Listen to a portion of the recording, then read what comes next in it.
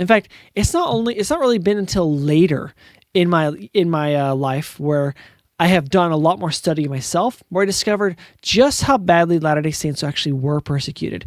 You would hear about it in our stories and in our teachings growing up, but it wasn't like a focal point. It was just kind of like, look at the trials they endured, be a pioneer, stand for truth. It wasn't like, look how bad everyone treats us. Like we're just, no one likes us, guys. It was never in that way.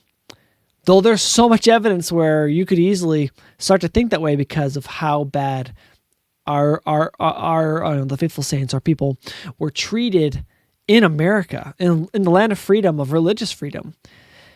Regardless, though, you have to remember that the conflict that we're facing, it is primarily spiritual, but it is always going to become physical, right? Physical meaning it could cost you your job. It could cost you your friendships, right? It can come into the temporal space. It doesn't stay in the spiritual, just like, oh, I feel tempted to be angry with my neighbor. Let me pray this out. It's really going to come into potentially physical conflict, which it already has, as we saw in Grand Blanc, or however you say that, Grand Blanc, Michigan.